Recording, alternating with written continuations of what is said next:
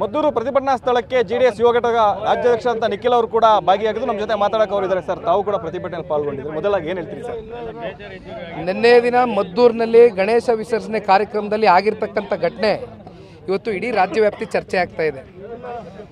ಮಂಡ್ಯ ಜಿಲ್ಲೆಯಲ್ಲಿ ಹಿಂದೆಂದೂ ಕೂಡ ಹಲವಾರು ಸರ್ಕಾರಗಳು ಬಂದು ಹೋಗಿದೆ, ರಾಜ್ಯದಲ್ಲಿ ಹಲವಾರು ನಾಯಕರುಗಳು ಆಡಳಿತ ಮಾಡಿದ್ದಾರೆ.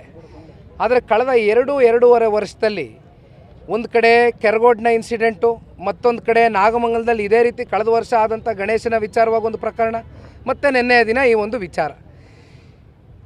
ಇವತ್ತು ಕಾನೂನು ಸುವ್ಯವಸ್ಥೆ ಅಂತಕ್ಕಂಥದ್ದು ಈ ರಾಜ್ಯದಲ್ಲಿ ಸಂಪೂರ್ಣವಾಗಿ ನೆಲೆ ಕುಸಿದಿದೆ. ಅದಕ್ಕೆ ಮೂಲ ಕಾರಣ ಗೃಹ ಸಚಿವರು. ಪೊಲೀಸರು ಸಂಪೂರ್ಣವಾಗಿ ಅಸಹಾಯಕರಾಗಿದ್ದಾರೆ. ಅವರ ನೈತಿಕ ಆತ್ಮಸ್ಥೈರ್ಯವನ್ನು ಕುಂದಿಸಿದ್ದಾರೆ ಇವತ್ತು ಈ ರಾಜ್ಯ ಸರ್ಕಾರ.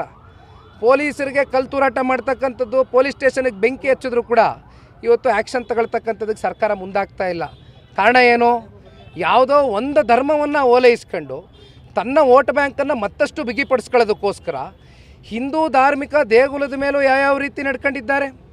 ಚಾಮುಂಡಿ ತಾಯಿ ಬಗ್ಗೆ ಯಾವ ರೀತಿ ಏನೇನು ಇನ್ಸಿಡೆಂಟ್ಗಳಾಗಿದೆ, ಮೊನ್ನೆ ಮಂಜುನಾಥ ಸ್ವಾಮಿ ಬಗ್ಗೆ ಏನೇನಾಗಿದೆ, ಇವತ್ತು ಇಲ್ಲಿಗೆ ಬಂದು ನಿಂತಿದೆ.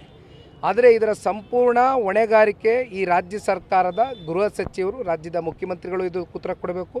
ಜೊತೆಯಲ್ಲಿ ಜಿಲ್ಲಾ ಉಸ್ತುವಾರ ಮಂತ್ರಿಗಳು ಅವರು ಕೂಡ ಇದಕ್ಕೆ ಉತ್ತರ ಕೊಡಬೇಕು ಅಂತ ಸರ್. ಮಂಡ್ಯದಲ್ಲಿ ಈ ರೀತಿ ಇನ್ಸಿಡೆಂಟ್ ನಡೀತಿದೆ. ಹೋಮ್ ಮಿನಿಸ್ಟರ್ ಈಗಾಗಲೇ ಕೆಲವರನ್ನ ಬಂಧಿಸಿದೀವಿ ಅಂತಲೂ ಹೇಳ್ತಿದ್ದಾರೆ. ಈಗ ಮೂಗಿಗೆ ತುಪ್ಪ ಸವರ್ತಕ್ಕಂಥ ಕೆಲಸ ಮಾಡೋದು ಬೇಡ.